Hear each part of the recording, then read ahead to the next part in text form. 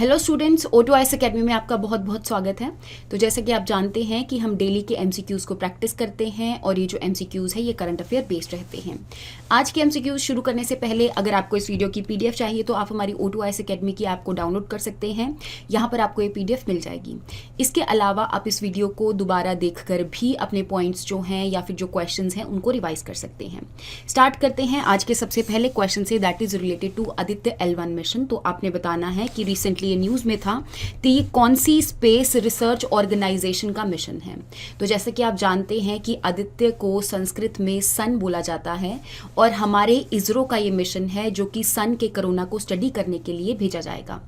पहले इस मिशन का नाम सिर्फ आदित्य मिशन था, लेकिन क्योंकि अब ये जो मिशन है एक पर्टिकुलर लैग्रेंजे पॉइंट पर लॉन्च किया जाएगा जो कि L1 पॉइंट है, तो बेसिकली इस मिशन का अब नाम जो है वो रख दिया है आदित्य L1 मिशन। अब अगर मैं बात करूं लैग्रेंजे पॉइंट्स के बारे में, तो सन और अर्थ के बीच में आपको कुछ पॉइंट्स ऐसे हैं जहां पर दोनों की जो ग्रेविटेशन फोर्स है वो इक्विवेलेंट हो जाती है। दैट मीन्स ना वहां उस पॉइंट पे ज़्यादा सन की ग्रेविटी को फील किया जा सकता है, ना ही अर्थ की ग्रेविटी को ज़्यादा फील किया जा सकता है। तो दैट मीन्स ऐसे कुछ पॉइंट्स हैं जहां पर सन और अर्थ की जो ग्रेविटी है वो इक्विवेलेंट रहती है।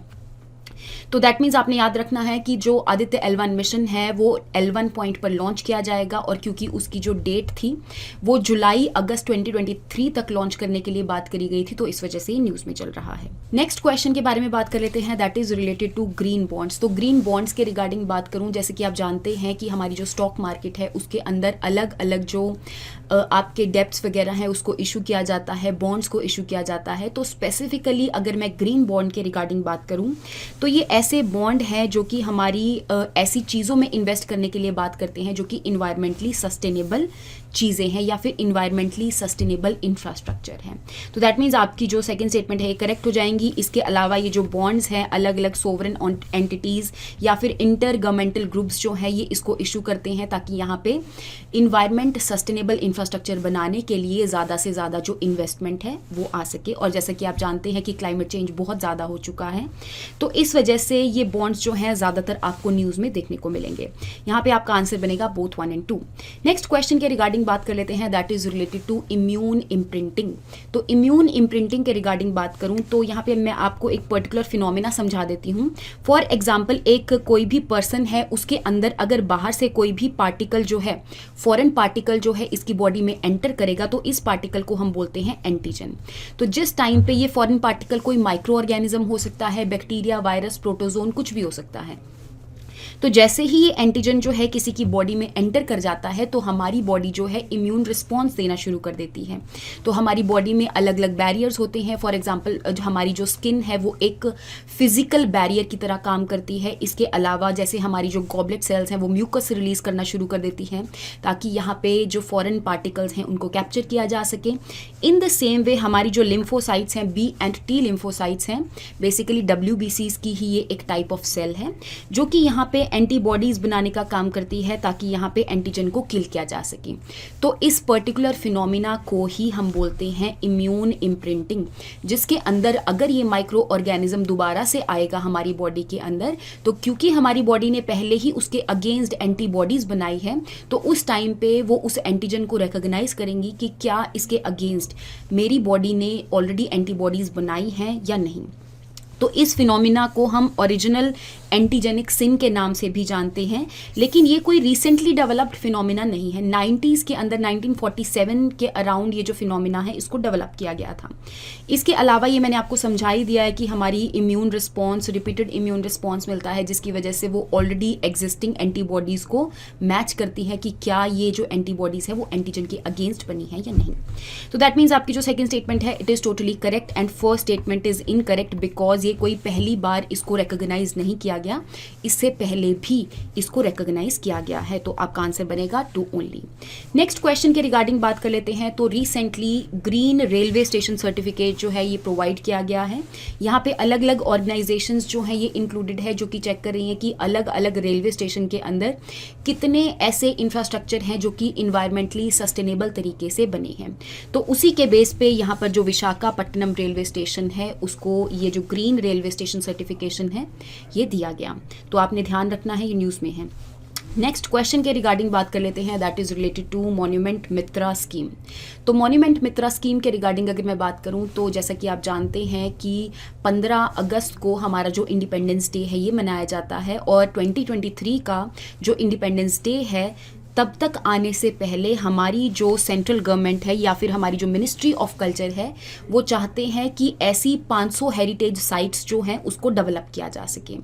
तो जो आजकल की नई नई डेवलपमेंट्स है उसके रिगार्डिंग इन सारी हेरिटेज साइट्स के अंदर नई नई टेक्नोलॉजी और ये सारी चीज़ें लाई जा सकें।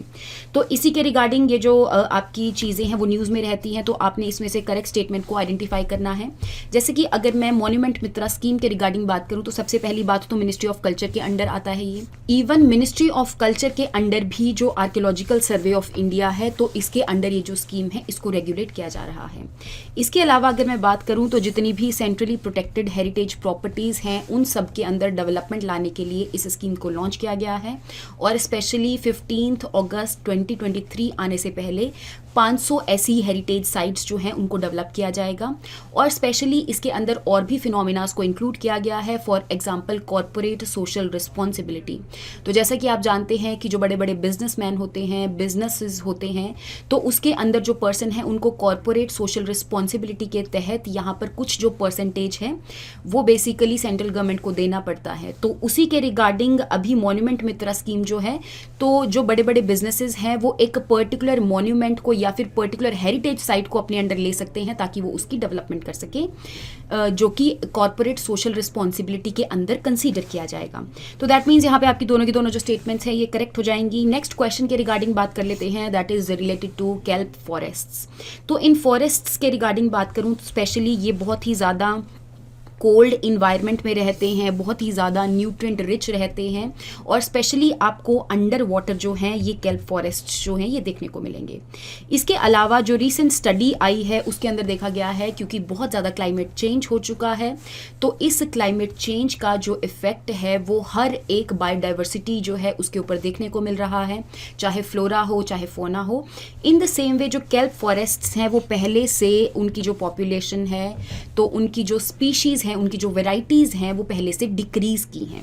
तो दैट मीन्स यहाँ पे आपकी जो सेकंड स्टेटमेंट है it is incorrect, first statement is correct. Next question के बारे में बात कर लेते हैं, that is related to spinal muscular atrophy. तो ये एक ऐसी डिजीज़ है जिसमें जो स्पाइनल कॉर्ड है उसका जो एंटीरियर हॉर्न है इसके अंदर जो सेल्स हैं वो अच्छे से काम नहीं कर पाते। तो बेसिकली आपको दो टाइप के जो न्यूरॉन्स हैं ये देखने को मिलेंगे, एक आपके होते हैं सेंसरी न्यूरॉन्स और एक होते हैं आपके मोटर न्यूरॉन्स। जो सेंसरी न्यूरॉन है वो हमेशा स्टिम्युलस से मैसेज लेकर जाते हैं स्पाइनल कॉर्ड तक, और जो मोटर न्यूरॉन है वो हमेशा स्पाइनल कॉर्ड से मैसेज लेकर जाते हैं आपकी स्केलेटल मसल्स तक।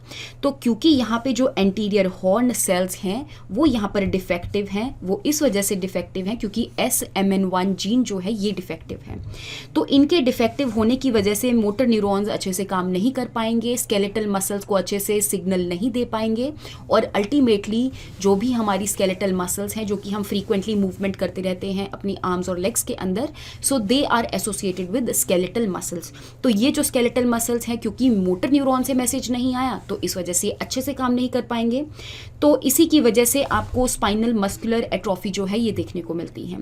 तो यहाँ पे जो स्केलेटल मसल्स हैं वो अच्छे से कॉन्ट्रैक्ट और रिलैक्स नहीं हो पाते क्योंकि न्यूरॉन्स जो हैं वो अच्छे से काम नहीं कर रहे हैं और वो अच्छे से सिग्नल्स जो हैं वो मसल्स को नहीं दे रही हैं। इसके अलावा अगर देखा जाए तो इसको ट्रीट करने के लिए अभी बहुत सारी जो मेडिसिन हैं आपको मार्केट में देखने को मिलेंगी।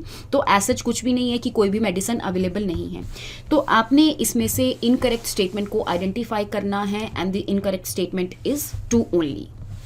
नेक्स्ट क्वेश्चन के रिगार्डिंग बात कर लेते हैं, that is related to green India mission. तो ग्रीन इंडिया मिशन के रिगार्डिंग अगर मैं बात करूं तो हमारा एक पर्टिकुलर मिशन है that is national action plan on climate change.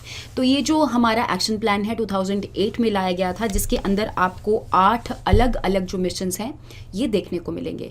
तो ग्रीन इंडिया मिशन के रिगार्डिंग अगर मैं बात करूं तो दैट मीन्स यहाँ पे ग्रीन इंडिया मिशन है ये भी national action plan on climate change का पार्ट हो जाएगा। इसके अलावा अगर मैं बात करूं इंडिया मिशन के अंदर बेसिकली जो फॉरेस्ट या फिर ट्री कवर है उसको इंक्रीज किया जाएगा एक पर्टिकुलर क्वांटिटी तक, for example 5 million hectares of forest and non forest land को इंक्रीज किया जाएगा। इसके अलावा इन फॉरेस्ट कवर की जो क्वालिटी है उसको भी इम्प्रूव किया जाएगा। इसके अलावा भी बहुत सारे एम्स और ऑब्जेक्टिव्स जो हैं वो इस ग्रीन इंडिया मिशन के अंदर इंक्लूडेड हैं। तो दैट मीन्स यहाँ पे आपकी दोनों की दोनों जो स्टेटमेंट्स हैं ये करेक्ट हो जाएंगी। नेक्स्ट क्वेश्चन के बारे में बात कर लेते हैं, that is related to M1 Abrams tank. तो इस टैंक के रिगार्डिंग बात करूं तो यूएस आर्मी के अंदर ये जो टैंक है ये इंक्लूडेड है। इसके अलावा रिसेंटली न्यूज़ में देखने को इसलिए मिला है क्योंकि रशिया ने एक गाइडेड बुक जो है उसको लॉन्च किया है जिसमें लिखा गया है कि कैसे इस M1 एब्रम्स टैंक्स को किल किया जा सकता है या फिर इसको फंक्शन करने से रोका जा सकता है। एक पर्टिकुलर गाइडेड बुक जो है उसको रिलीज किया गया है। तो आपने ध्यान देना है कि जो M1 एब्रम्स टैंक्स है ये यूएस आर्मी के अंदर इंक्लूडेड है। नेक्स्ट हम क्वेश्चन के बारे में बात कर लेते हैं, that is related to halwa ceremony. तो जैसा कि आप जानते हैं कि हमारा बजट जो है वो आने वाला है, बजट अनाउंस होने वाला है पार्लियामेंट के जो सबसे पहला सेशन है उसके अंदर, जिसको हम बजट सेशन के नाम से भी जानते हैं। तो यहाँ पर बजट के रिगार्डिंग एक पर्टिकुलर सेरेमनी जो है इसको कंडक्ट करवाया जाता है जिसको बोलते हैं हलवा सेरेमनी। तो बेसिकली ये एक प्री बजट इवेंट है। तो जिस टाइम पे पूरा बजट जो है वो बन के तैयार हो जाता है और प्रिंटिंग के लिए जाता है तो उस टाइम पे एक सेरेमनी को कंडक्ट करवाया जाता है जिसको हम बोलते हैं हलवा सेरेमनी।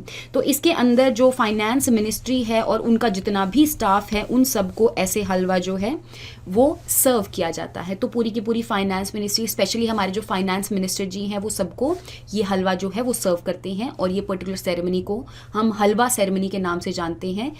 हमारे बजट सेशन में बजट अनाउंस होने से पहले और जो बजट तैयार होने के बाद जब प्रिंटिंग हो जाता है तो उस टाइम पे इस सेरेमनी को कंडक्ट करवाया जाता है।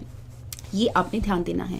सेकंड स्टेटमेंट के रिगार्डिंग अगर मैं बात करूं कि ये जो सेरेमनी है वो सेंट्रल दिल्ली के अंदर जो फाइनेंस मिनिस्ट्री का नॉर्थ ब्लॉक है जहां पर एक पर्टिकुलर या फिर स्पेशल प्रिंटिंग प्रेस जो है वो लोकेटेड है, तो वहां पर ही इस सेरेमनी को कंडक्ट करवाया जाता है।